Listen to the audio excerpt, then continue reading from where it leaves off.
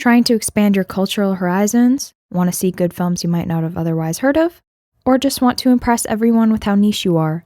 Whatever your motive, I have some highly recommended and underrated foreign films for you to watch to get over that 1-inch barrier of subtitles. And I tried to keep these pretty accessible. Most of these are a lot of fun. There's nothing that's 4 hours and about death through the eyes of a pigeon or whatever strawman TikTok users made up.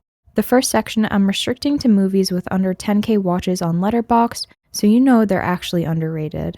I'm not gonna sit here like, oh my god, have you heard of this movie Parasite? Oh my god, RRR is so underrated. Then the second section will be films with 100K or under watches that are somewhat known but still underrated. Mimino from 1977, directed by Georgi Danilia, is a comedy film from the Soviet Union. It follows a Georgian pilot as he travels to Moscow for advanced pilot training, as well as to pull a Russian baddie. However, he realizes along the way that true love can only be found with your goofy Armenian roommate. This is very funny and has a great dynamic between the two main characters. It has an interesting running theme of miscommunications and mix-ups, which is pretty unique. The script is overall pretty tight, and it's only around 90 minutes, but still manages to tell a very full story. The only thing is the version on YouTube is dubbed weirdly. Basically, it has Georgian and Russian dialogue, but the Russian is dubbed in after the Georgian, and the Russian is what gets subtitled in English. It's a little awkward, but most of the movie is in Russian, so you'll get over it. But yeah, you can find this on basically any site for free, YouTube, Internet Archive. It's very easy to find. 1999 Shower, directed by Zhang Yang, is a comedy film from China. It's very charming, funny, and heartwarming. Basically, it follows what happens when a big-shot rich businessman goes back to visit his father and brother who run this bathhouse. It's funny, but it also explores a lot of complex themes that are relevant in China as well as globally, like tradition versus modernity. And it also comments on the value of family and community. It's a wholesome, good time. Go watch it. And the last of the super niche ones is Beauty and the Dogs from 2017 by Kauthar Benhania.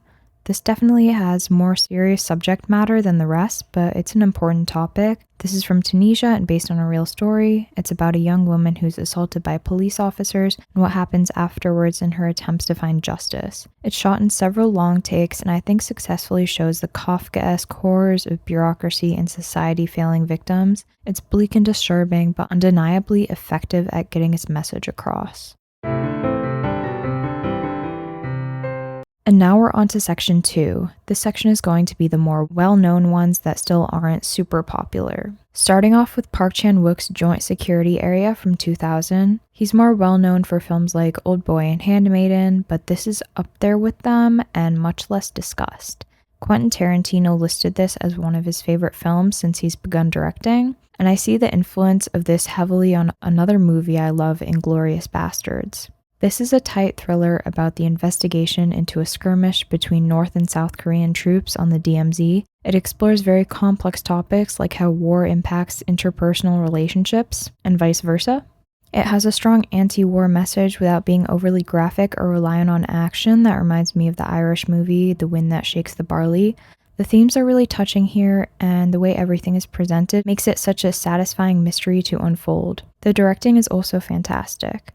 The only negative thing I have to say is that when the characters speak English, it's pretty obvious the actors don't speak English and they just memorize what they're saying. But honestly, if you're gonna watch any of these, I'd make it this one because this is excellently done, and it is free on Tubi. Next is Raise the Red Lantern, a Chinese film from 1991 by Zhang Yimou. Here, Gong Li stars as a young woman who becomes the fourth wife of a wealthy, much older man in 1920s China. It's very beautifully shot and has incredible lush production design. It's an intelligent critique of misogynistic institutions and culture and is very meticulously made. Particularly, the sound design tells a lot of the story itself. A lot of what's great about this film is the subtlety of how it delivers the plot and character motivations. Gong Li gives an amazing performance as well, and her character is quite compelling. I'd recommend this for people who are interested in history in particular. This is also free on YouTube. My last recommendation is Pablo Larraín's No from 2012. This is a Chilean film based on the real election campaign to unseat dictator Augusto Pinochet.